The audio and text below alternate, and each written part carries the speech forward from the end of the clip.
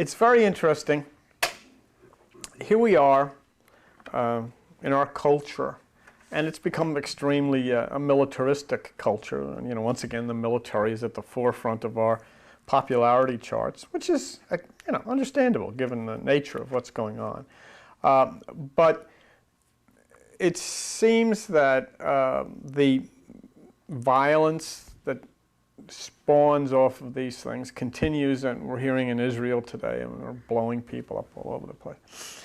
And it's hard for many people to understand. You know, we get caught up in the excitement of it and the intense fervor of patriotism, and the songs and the flags and the prayers all become part of it. But the killing, you know, goes on. Even in Afghanistan, which of course we're going to win the war. There's no way you could not win dropping that many bombs on people. You have to win, but you lose, I mean, basically, because, you know, once the ball is in their court, then you have to wait for their next attack. And I mean, but I wanted to go on back for a minute and just look again at the implications of the crash of that American Airlines plane in New York on November 12th. We didn't really have too much of an opportunity to discuss that before I left. You know, all we know so far is that the tail of the plane fell off. I mean, and that should not be acceptable. And then if you notice, everything has been very quiet since then. You know, we put it kind of in a closet. Why would the tail of an airplane fall off? We say, well, could it have been terrorists? Well, you know, if American Airlines allowed a plane to go into the sky with 300 people on it, a plane that was going to fall apart, that to me would be commercial terrorism of some kind. I mean, I think, but no one really has followed up on that, and so we don't really know. All we know is it was very curious. And there's a word that enters the picture, and I wanted to consider it with you, and the word is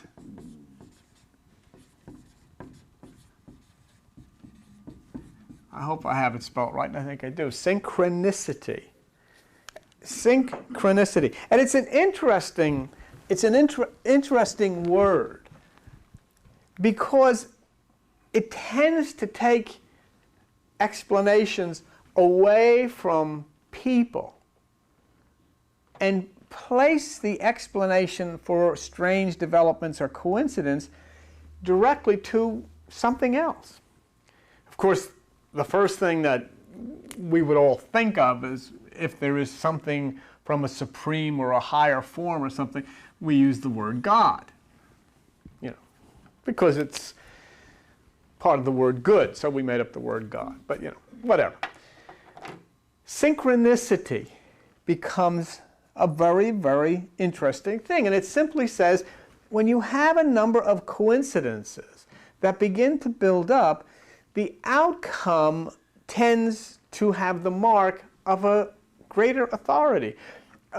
Things change, and yet things change flowing basically backwards into the same patterns of things that were before. It becomes very important because it points to a flow of existence that is predictable and one that happens for a purpose. In other words, we don't say, well, that's a coincidence, because when synchronicity becomes part of this, it's a coincidence with a purpose. Synchronicity actually moves itself directly into that old law that we are all familiar with of cause and effect. What is the cause? Or this was the cause. This is the effect. I've, you know, been looking at some of the email while I was away, and, you know, it's pretty much basically the same.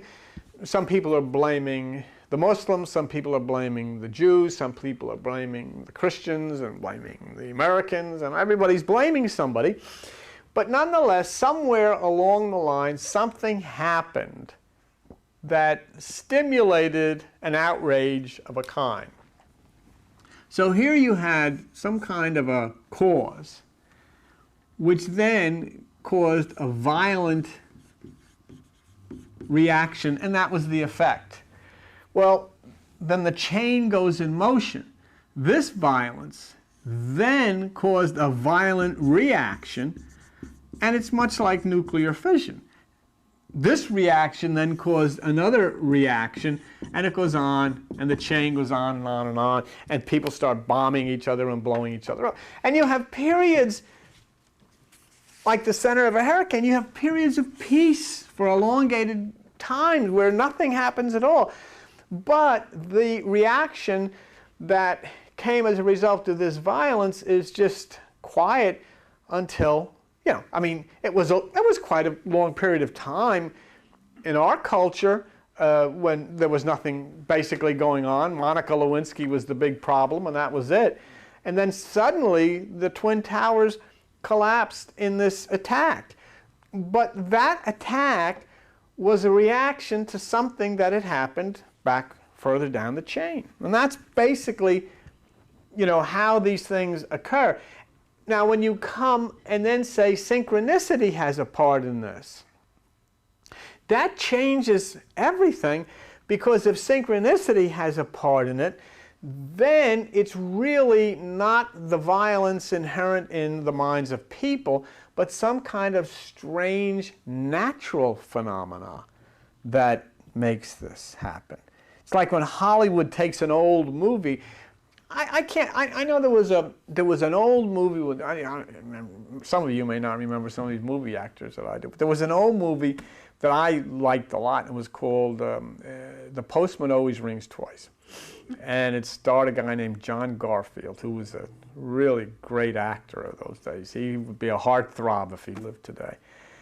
And they remade that movie, The Postman Always Rings Twice. And I'm not sure if Jack Nicholson played, did Jack Nicholson play John Garfield's part? Okay, same story, same plot, different actors. That's basically what synchronicity is. Synchronicity is a story that occurred, or a situation that occurred thousands of years ago, reoccurs now, different actors, different tools. I mean, instead of using swords, you use missiles, okay? So the same plot is played out by different people. And basically that's synchronistically. And amazingly, it's part of life. One of the interesting things, I was listening to the radio this morning, and they were saying that the American people support the government's decision to take away some of the civil rights that you have. I mean, they say that the American people feel that it is okay now, because it's a difficult time, for the police to be able to go into your house unannounced and walk around and look through your house while you're not home, because, you know, of this time. Well, but they do, and that's the law now. You have to understand. That's the law. The police have the right to come into your house, look around, and when you're not home, and then tell you they were there after you come back, okay? And majority of people, I think it was something like 76% of the people thought, well, you know, it's okay, you know, for now. But if you go back into the 1930s, that's exactly how it happened in Nazi Germany. Everybody gets caught up in the songs and the flags and the patriotism, and at all costs, they say, government, protect us from this evil. Well, now, back away from it. No one is in any way insinuating that there's any Nazis in our government in Washington. I'm not saying that. I'm not insinuating that there's any evil people there. I'm not considering the president or anybody's evil. It's just the way it happens. It is just the way. Circumstances replay themselves. The plot plays out again in a different way, a different environment. So, you know, well, you might have an Adolf Hitler, obviously an evil character, saying, we have to do this for your good. And everybody says, Sieg Heil, you're right. Now you have a George Bush, good man, not an evil man, good man, saying, we have to do this for our common good. And everybody says, you're right. But the effect is exactly the same, see? Because you don't have people taking your freedom away. That's not the way it works. You give it away. And when they play the songs and they wave the flags and everybody goes to church and they all come out and say, we have to do this, we united, we stand as one, And then you find out that the police do have a right to do these things. They're setting up military tribunals to try people who were involved with this stuff, which means that the trials can be conducted in secret. The trials can be conducted in secret, and there's no jury. The jury and the judge are made up of soldiers. Okay, now, you know, a lot of people say, well, you know, you really have to do that now because of this Osama. The problem with it is it establishes itself once again. It's nothing new. It's nothing new. It's something that's happened before. And the idea is simply to look again at this play, this drama that you're an actor in, and see how, once again, the drama replays itself. So we have we have an evil situation with Nazis and Hitler saying we have to take your liberties away for your common good. We have good people now, and they're saying we have to take your liberties away for your common good. We'll protect you. The outcome is the same. And once even the situation calms down, you still have the government now which can look at your mail or your email or come into your house and do all of these types of things which they never could do before. And it just happens. Not evil people doing it. It just happens. It's synchronicity. It's happened before. It happens again. We're actors in a new version of an old story that's been acted out before by other actors, or were those other actors us too? So what is synchronicity from a standpoint of definition? So let's take a look at overhead 507. And synchronicity, okay, the state or fact of being synchronous, good. Coincidence of events, now here's the part. Coincidence of events that seem to be meaningfully related. Attack, anti-Jewish attack, York, England, Tower, 1190. Attack, anti-Jewish attack, New York, Twin Towers, 9/11. Synchronous. But here's the point about synchronicity. Synchronous, not just, wow, that's a coincidence, seeming to be meaningfully related. In other words, there's a connection here. Say, a connection that the hijackers could not have known about, or maybe they did, but still, you know, in other words, it's out of their hands, out of your hands. But here's an interesting point. This is something we're going to look at shortly. Conceived in the theory of Carl Jung as an explanatory principle explaining on the same order as causality. Carl Jung was a noted psychoanalyst who did a lot of work in synchronicity, saying, how could these things, we're going to look at some of that. But this word causality, we want to raise the thing here. We'll take a look at that word, causality. Causality, the principle of relationship between cause and effect. Okay, what was the cause of the airplane crashing into the World Trade Center? You notice I didn't say what was the cause of the World Trade Center falling down. We know what that was. Airplanes hit it. What was the cause of the airplanes hitting the World Trade Center? Why did they fly into the World Trade Center? What was that all about? And so you go back then and we get into this thing of synchronicity. Just drop that again. Synchronicity saying a meaningful coincidence. Coincidence that seems to be meaningfully related. The two important words are meaningfully and related. It didn't just happen.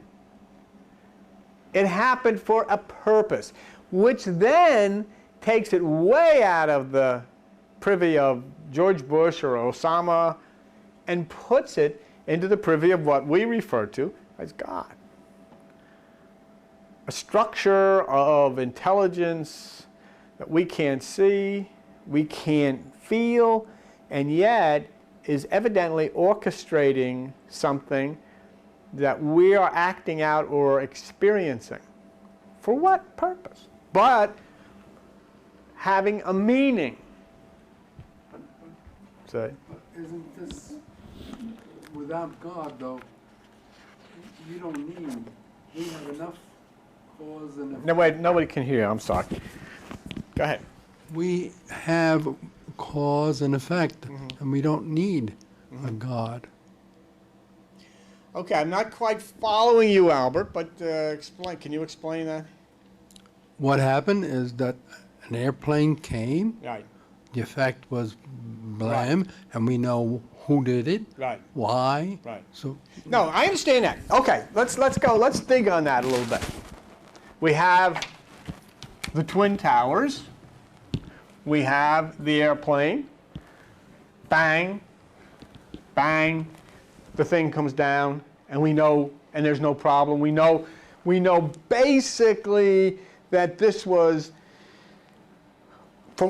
as far as we understand, a Muslim, anti-Jewish type of sentiment and so forth and so on, and an attack against a World Trade Center, and in the United States as an accomplice to the Jews and so forth and so on. So we don't really need this as part of the explanation. However, this is the problem. We have this anti-Jewish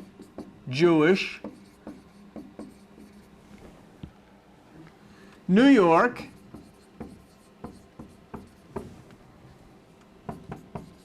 Twin Towers, September 11th. Now, we had in not 9/11 but 11/90 a tower in York, anti-Jewish. It appears synchronous.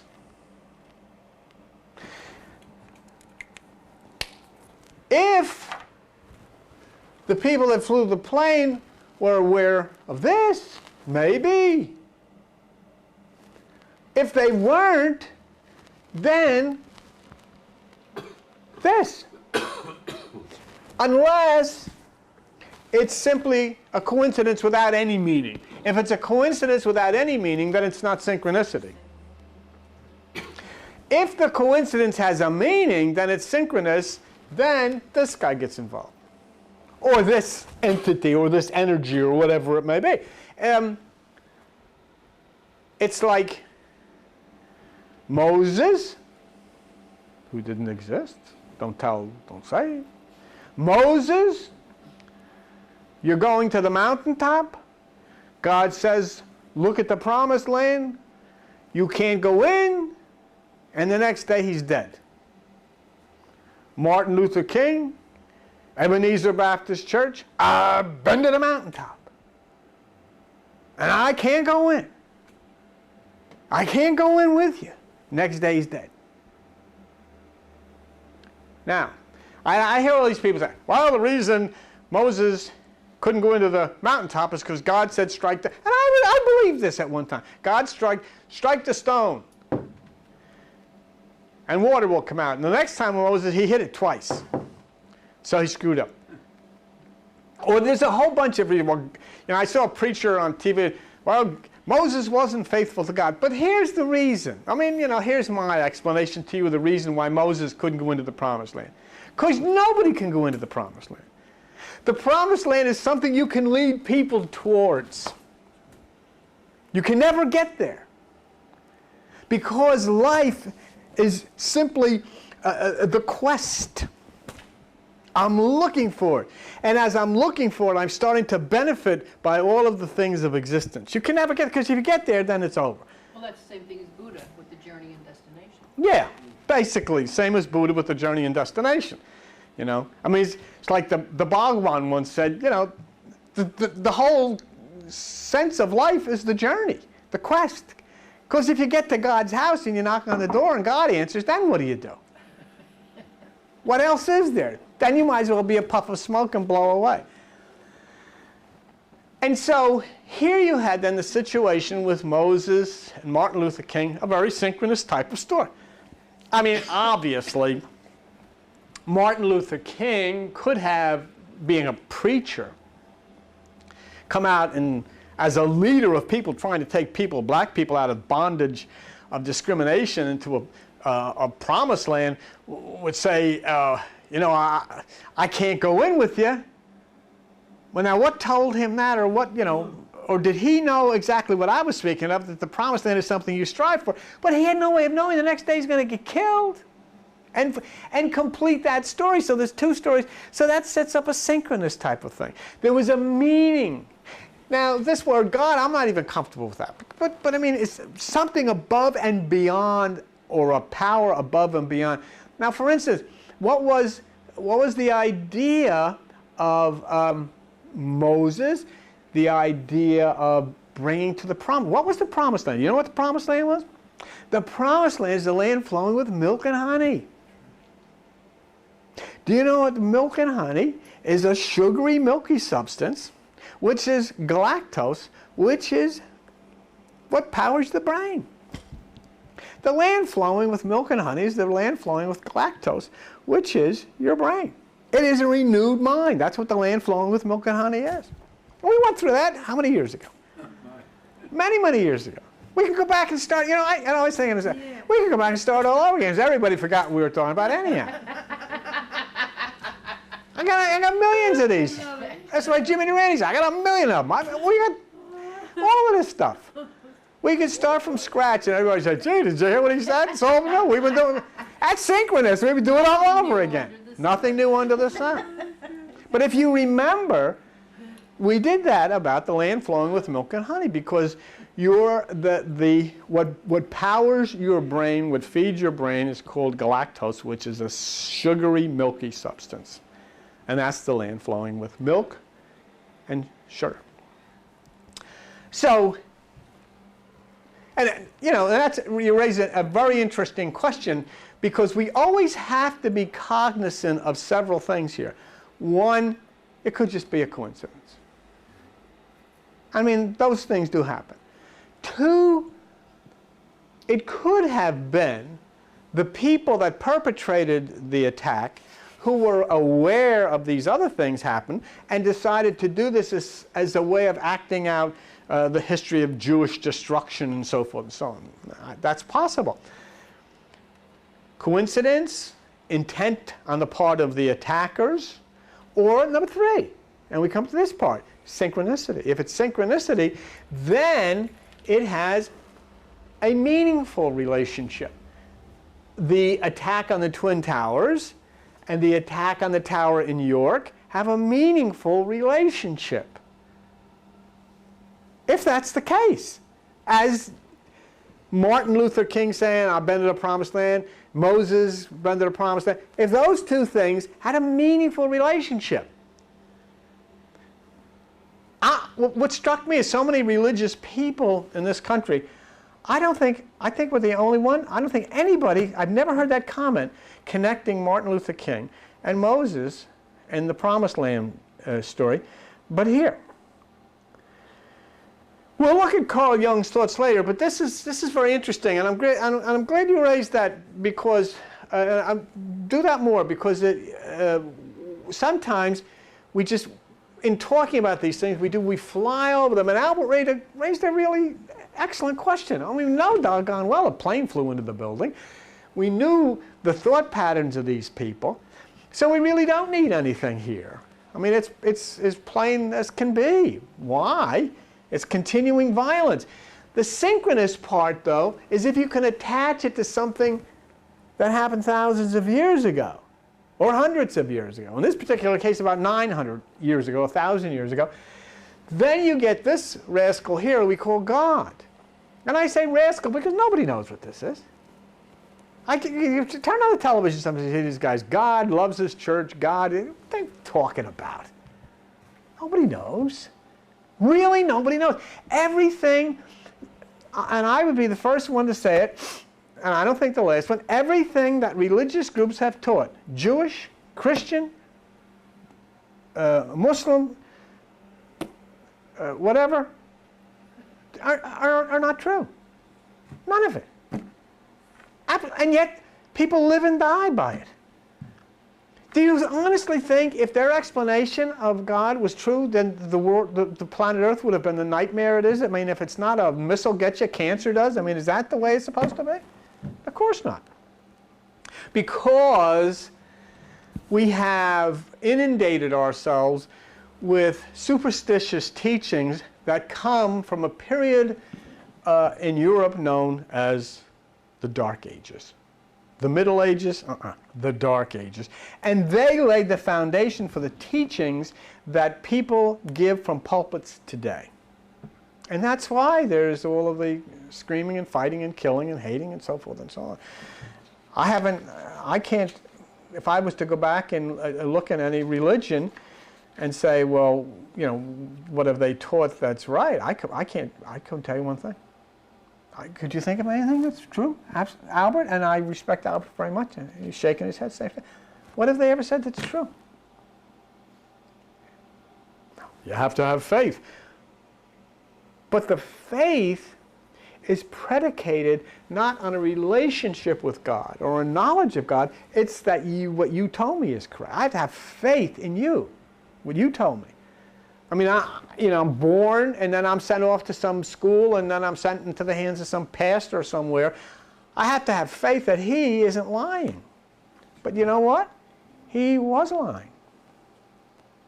And now we reach a point of bypassing all of that and going directly to God. I mean, I think the children and the animals and nature have suffered enough at the hands of this stuff. And so now we get to a point of saying, maybe we should start looking at what's happened here, what's happened in our lifetime, and in connecting it to these other things and look at the synchronous or the synchronicity attached to it and see if there are meaningful lessons that we're being taught. You want to call it God? That's fine.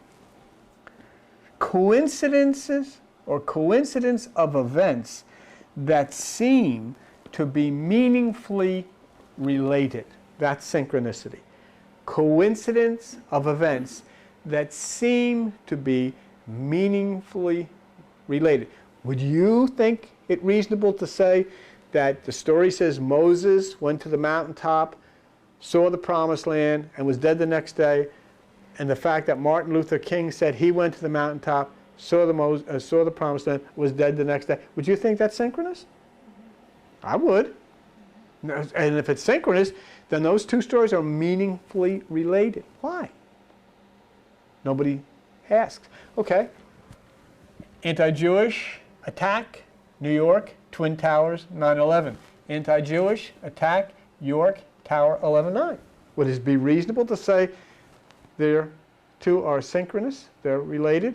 Meaningfully. Then it would say meaningfully related. Why? In other words, things happen, events. We call it coincidence because it appears that the same thing has happened at a different time in a different place. Obviously, different equipment is used.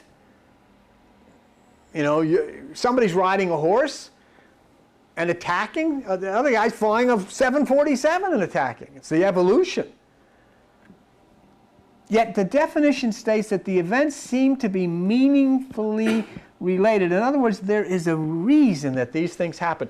This is the scary part. Or not scary part, the interesting part. There is a plan. That something has devised a plan. There is an intelligence, and if there's a plan, there's an intelligence behind the plan. Now you know what we're running into? Who said, this can plan and carry out the plan? If anything can plan and carry out the plan, it is an intelligence, it is consciousness, it is photon. Remember? When we were studying Kramer and Zukov and all, they said, photon has the ability to plan and carry out the plan intelligently, therefore it is conscious. Light, photon. Light. God is light. So you go on to that second word. You want to put that back up? That second word in the definition, causality, you see the relationship. We'll drop it down. The principle on the same order as causality. Okay, causality, the principal relationship between cause and effect. There is a conceived principle here. The cause that happened and resulted in an effect before. Let's go back for a minute. The cause of the attack in York, England on the tower in 1190 resulted in an effect of devastation against the Jewish people, whatever else might have happened, I didn't study. But what it's saying here is that effect and that cause will happen in the same way now. And what brings it into synchronicity is here, tower, Twin Towers, 1190, 9/11, York, New York, anti-Jewish, anti-Jewish. The cause that happened and resulted in an effect before, York, England, will happen basically the same way and result in the same effect at another time, September 11th, 2001. And that's exactly what the Bible says. Carl Jung talks about cause and effect coming from synchronicity, a meaningful purpose. And so the Bible is in agreement with Carl Jung when it says in overhead B 153 from Ecclesiastes 1:9, the thing that has been, York, England, it is that which shall be, New York. And that which is done, 1190, York, England, is that which shall be done, 9/11, New York. And there's no new thing under the sun. Is there anything whereof we may say, look, this is something new. The towers were attacked and destroyed. No, it's been already of old time in 1190, which was before. And so what interesting text, scripture, whatever you wish to call it, is here, which is in total agreement with Carl Jung and in total agreement with the definition which we see in the dictionary of the word synchronicity. That which has been. We consider the attack on the World Trade Center. We consider this because it is an outstanding event. Nothing of this magnitude has ever happened before where two buildings such as this size were attacked. So in looking at the attack, we follow synchronicity and say what has happened in the past may be similar or at least carry coincidental aspects in it. Because synchronicity and the Bible both say there's no new thing under the sun. You know, this should be very interesting. It's very interesting to me because, you know, we're getting to something that we can say, this is something in the Bible that's absolutely true. We can prove it. Very few things in the Bible you can. So when you go to that second word there, causality, it's interesting. Back once again to the date of destruction in Judaism, you stay there, Tisha B'Av. Remember we did that? Probably to the point where you got sick of it. Tisha B'Av. Okay? Which is a time to commemorate destruction in Judaism. In the lunar calendar, which is the religious calendar of Judaism, it means 9/5. In the solar calendar, which is the calendar the outside world uses and that we use, it means 9/11. For this reason, it becomes curious. We have an anti-Jewish attack on the World Trade Center on 9/11. And in addition, when considering 9 AV, we find the World Trade Center was located on Greenwich Street, which begins in Upper Manhattan as 9th Avenue. So, 9 AV is the synchronicity part. that could not have possibly been planned by the hijackers because the World Trade Center was built so long ago. But this is the scary part. The hijackers didn't know they were going to build the World Trade Center on an extension of 9th Avenue. They weren't even, maybe some of them weren't even born, I don't know. But was it placed there for a meaningful purpose? Was it placed there because it was doomed from the very beginning? Was this the golden calf that was going to be destroyed via the Old Testament? So if the World Trade Center had any significance of being on 9th Avenue, or at least an extension of it, that would have had to have been planned by a higher power, a higher intelligence, not hijackers. See, I don't know if you see what I'm saying. The tower, the date, the anti-Jewish attack, if this is synchronicity, then even though the date and the anti-Jewish part and the tower part could have been planned by Earth people, the fact that the place was on an extension of 9th Avenue would have had to be from a higher source. They couldn't have done that. A strange play being acted out again, connected with the World Trade Center, comes to us as I talked to you about in York, England. The same thing, Clifford's Tower, 1190. I mean, it could have been any other date. It could have been 1291, or it could have been 1191 or 10 or 8, but 11/9. This is 9/11. So this year we had an anti-Jewish attack, Twin Towers, New York, 9/11. Possibly could have been in the minds of the attackers. But it's beginning to look to me like we have a higher intelligence involved here. In other words, this whole thing may be planned out, and it may be coming to a tremendous final page in the book. Because this attack and this attack are only different in the size of the destruction. So then what comes next? And if what comes next isn't really coming from attackers, but is coming from this power, then what is there to say? I mean, then you can just whip out your Bible and go to the last pages of the book of Revelation and read about the great city laying in ruins and the smoke coming from the city and all of the people who traded and dealt in stocks and everything, wailing and gnashing of teeth and all that crazy stuff because it's over.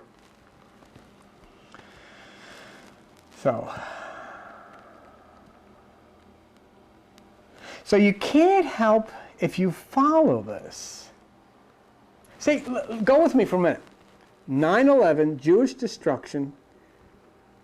1190, Jewish destruction, towers, New York, Willis, York. An old movie that has been recast with new actors, us, for a meaningful purpose. That's scary.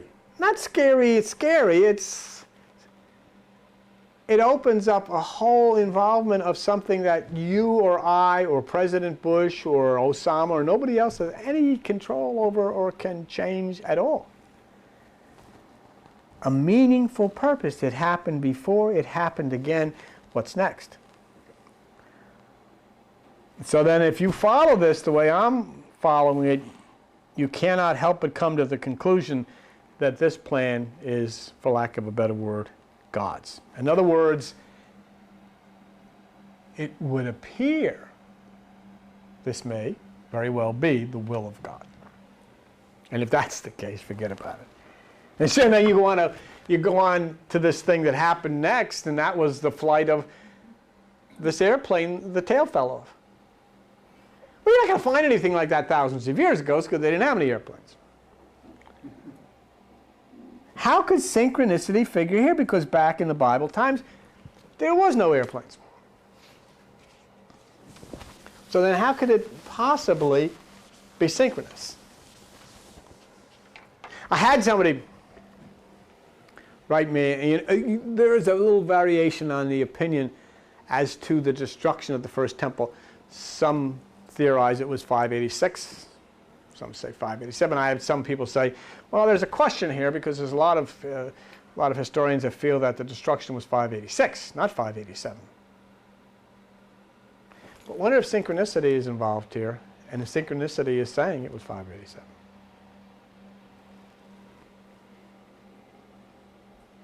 Flight 587 of American Airlines crashed a couple of months after the Trade Center affair. The destruction of the temple, the first temple, in Jerusalem was 587 BC. Now, if this hadn't happened, you know, I'm not interested in this. This is the temple. I'm only interested in this because this happened. And I don't care if some people say, well, we think it was 586. Well, the fact that this attack on the tower was synchronous with the York Tower attack, 11/90/9/11, and then 2 months later, you have this, and the tail falls off, and it's flight 587. It would seem to me that synchronicity was saying that the temple did fall in 587 and not 586. Because there's a higher authority preaching here. And the other scary part about this is that the great government, and I'm not being sarcastic, has suddenly stopped telling us why the tail fell off. How many planes have taken off since that? The tails didn't fall off. How many times planes took off before that and the tails didn't fall off? This plane, the tail fell off. And it crashed in New York, right on top of people who had already experienced this.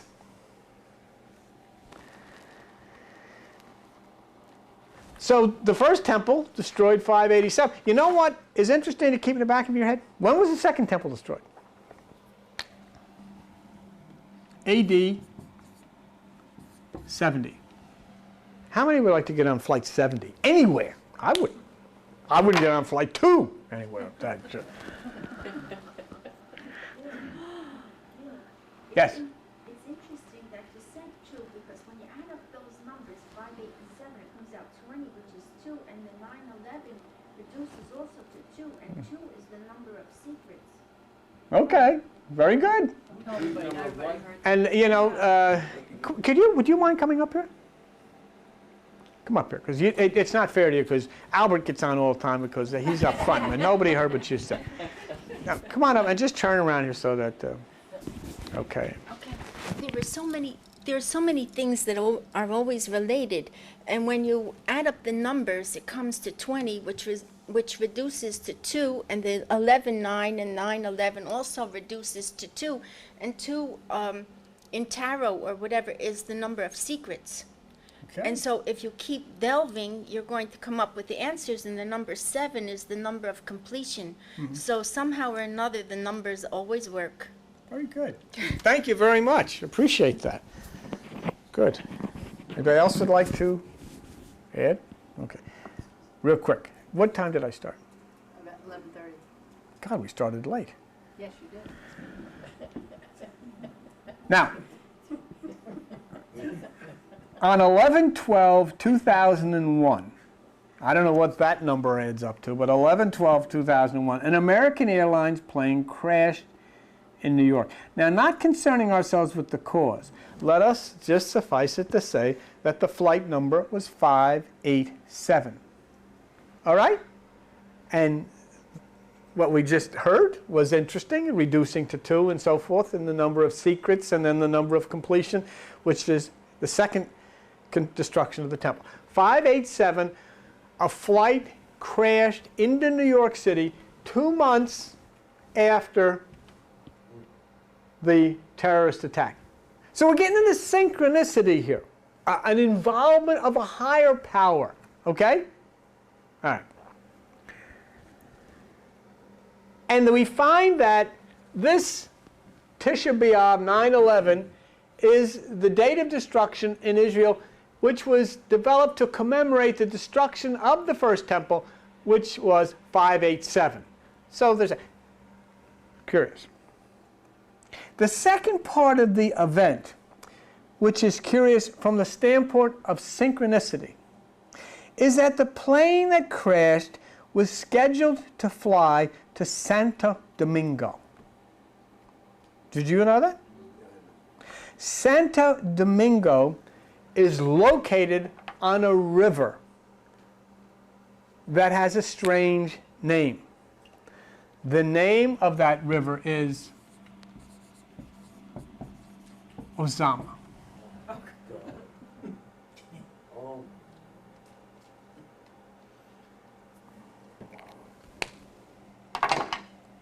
It's a coincidence. Nobody can make that up. This is a fact. It's on the Osama River. Flight 587, the date of the destruction of the first Jewish temple, crashed on its way to Osama. Now, in a short space of 2 months, to me, in New York, there is too much coincidence to be coincidence. I have to say there is an involvement either in the minds of the hijackers. Did they know that 587 was flying to a city on Osama or not? If they didn't, then it's synchronous. It's a meaningful purpose. And you are involved. I mean, you all came here. Many of you have come here for a long time, and you all sat out there and say, when's something going to happen? All this stuff is happening, and you're staring at me. Some of you guys? Because what can you say? You can't change that. You can't change that. You can't change that and that. So you say you want to know when something's going to happen. Are you ready to accept the fact that something's happening? Or as they say, what's up? So there are 2 temple destructions. And the first temple is 587, and the second number you got to watch now is 70, because that was the year the second temple destroyed. There's another coincidence which is worth considering as part of the synchronicity. In New Jersey, of where we are located, on the day of the American Airlines flight 587 went down, that was on November the 12th, 2001. There were 2 lottery drawings that day. Would you put up 508? Yeah, the same thing. Pick 3.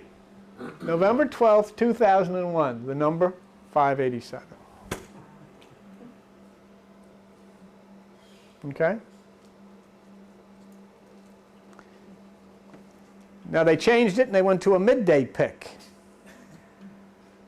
Pick 3, midday pick 578. Okay, it's a coincidence. Oh, you believe it? Forget it.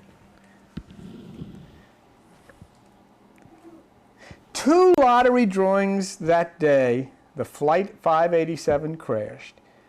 587, 578. Place on top of that the fact that we're looking for involvement of a higher mind force. The crash of 587 attached to the temple, the World Trade Center attack 9/11, which is attached to the destruction of the temple, connected to a flight that's heading for Santo Domingo, which lies on the banks of the Osama River.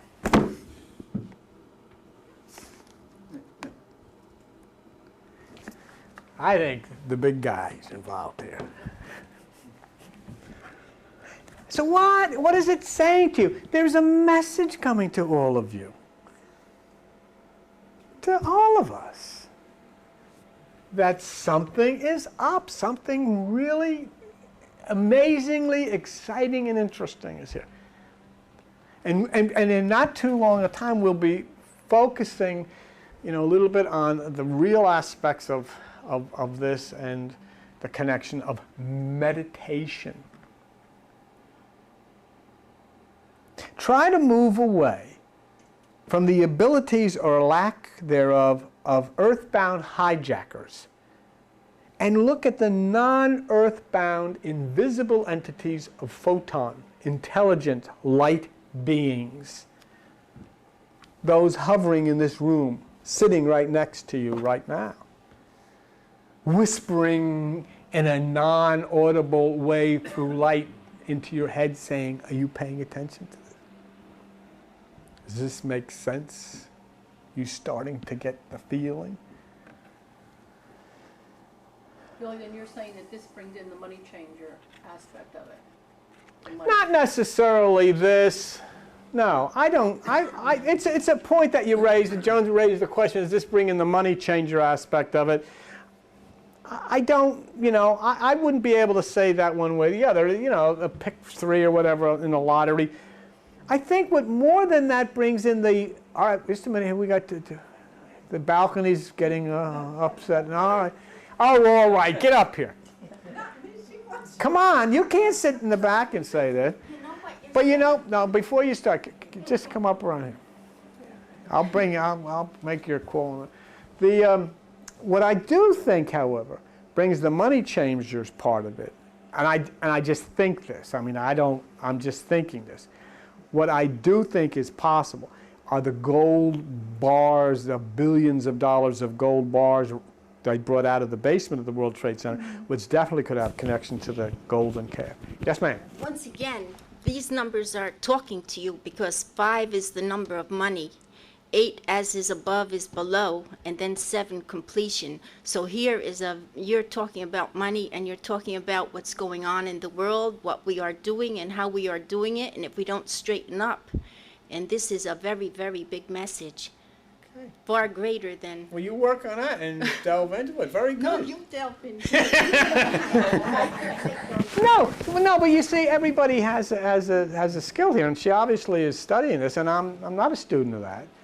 And that's why it's so helpful when you come up, and if like what Albert was given to check me here a little bit, and let's get a deeper explanation, because we can go off and not fulfill the things the way it should be. And so that's very interesting. Albert was a scientist in his working days, and I remember that one of the things that he told me a long time ago is take everything and put the slide under the microscope. And a lot of it isn't going to work. But only by neglecting nothing and putting everything under the microscope will you find. And that's why all of these things are so interesting. And as you said, it's certainly 587. And just where she was talking about money, it could definitely be a connection. Because we don't know the mind of the invisible. Keep in mind now we're talking to and we're going to be guided in a few weeks by Carl Jung and his thoughts on this. And this guy really was a special character. And Carl Jung says this synchronicity stuff has a meaningful purpose to it. It's not just an accident. Okay? So then the importance of our search takes us to an extremely amazing reaches, far more important than the plans of any earthlings. Was that somebody knocking on something? Okay. Well, I don't know. Let me just end this here. When we last met, okay, we discussed the presence of God in the attack on the World Trade Center. The hijackers were praying, remember? And the passengers on the plane were praying. And from what we observed in the outcome, it appeared that God listened to the prayers of the hijackers because their mission was successful, while the passengers who were praying to have their lives saved died. But when we took a closer look, if you remember, at the instructions of the hijackers, we found a prayer that seemed to counter the argument that their prayers were answered.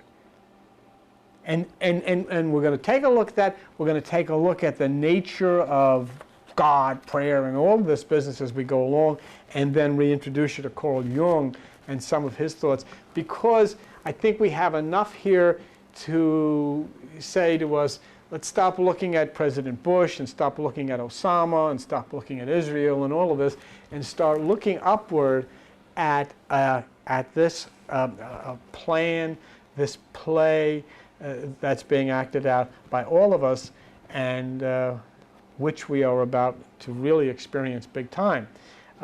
As William Shakespeare said many years ago in his writings, all the world's a stage, and all the people are merely players.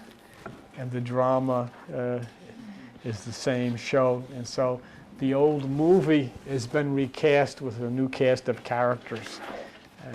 So we can look at that and probably get a pretty good idea.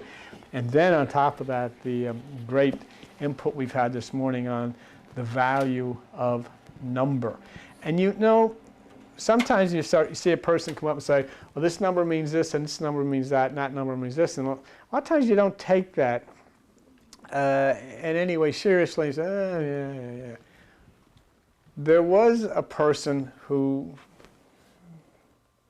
kind of felt the very same way, and that was the father, if you would, of mathematics, was Pythagoras. And it might be well to look back at his work as the premier mathematician and a person who dabbled in what is called trans-teleportation. I remember when Pythagoras, in addition to his mathematics and the meaning of numbers, which the Greeks were very famous for, in the harmony of Apollo and so forth, but Pythagoras gave the notes from each of the planets. And they said, well, how do you know what notes come from the planets? He says, because I've been there. And you know, who is to argue with somebody of that stature? But if you look at all of the geometric patterns of the Greeks, they're all based on numbers and meanings of numbers, and indeed the crop circles are of the same thing. So it's a very interesting time. Yes? With Gaskell, with 2, wasn't that also good and evil, the opposite? Yeah, well, there's a duality. Yeah.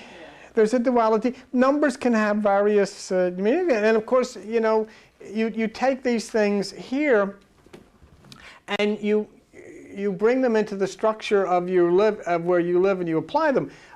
Tish B'Av in Jewish religion is 9/5. Tish B'Av in the cultures of the world outside of religion is 9/11. And then, you know, you can start looking at numbers and start breaking down and really get into this stuff. But whatever, the point in this particular day that we're discussing together here is that it would appear as if this was part of a cosmic plan, is part of a cosmic plan, and the implications of it are far above and beyond anything that any religious people or politicians of this earth are aware of. Considering the security of the airlines these days, it's going to be hard to believe that if any other plane would then take a dive. Right? Yes. But isn't the entrance to the Holland Tunnel on off of 7th Avenue or on 7th Avenue? I don't know. Yeah. It could be. I know that the entrance to the Lincoln is on 9th. Right. Yeah. I mean, all of those things are interesting. And you know what? The direction you're going does not necessarily mean it has to happen next month or next week. It could be next year. Yeah. I mean, once we're firing the volley now, it's like a tennis game, and we're serving now, and we're serving up big time over in Afghanistan. Well, then after everything stops, then the ball's in their court, and then, you know, who knows? But you know, Don, what you say takes us back just for a moment to that point. If it was up to the president or up to Osama or up to the Taliban or whoever these people, I have no idea who these people, but if it's not up to any of these people, right, it'll happen. And you know, it's going to happen. It's like the earth changes idea and the concepts. It's who can stop that? Who can change that? So these things definitely can happen, and I would say that would be a prime thing to consider. Well, how do you go into New York when you go in? You go in Lincoln or Holland? I don't go anymore. Lincoln. Well, I think you should take the Holland Tunnel and see where it goes out the next time. You're downtown anyway, right? Yeah. Well, why would you? Yeah, but you come out, you're downtown. Well, I've always gone through the Lincoln Tunnel. Always got, and there was never a time. There was never a time, Donald, that I didn't go through the Lincoln Tunnel, sitting there thinking, "Wow, what what a place to blow this." You know, and then you'd accelerate a little, and always looking for that light at the end of the tunnel so you get out of there. But, you know, I just want to leave you with this one thing, and today, that's very important to me. My mind has been pulled a little bit away from the plans and the plots of the Earth people to the plans and the plots of the non-Earth people. And that this is not something of Osama or President Bush or Jews and Muslims, but is something of a much higher nature. And if it is, then it fulfills itself in the book of Revelation. There's no... Is this section on your website about the 587, Osama, San Domingo? No, I don't think I got that on yet, because I've been away in Florida. That's no excuse. Computers travel. Yeah. Well, you know, that's very true. And I did take my computer with me, and the only place that I was able to get a connection for modem was at my brother's house, and I had to connect to the cable company at that time, and it was.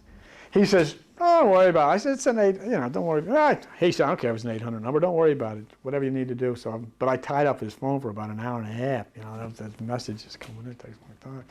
So, but that's all. I didn't really get into any. Albert. Yes, Albert. No, I just wanted to tell you,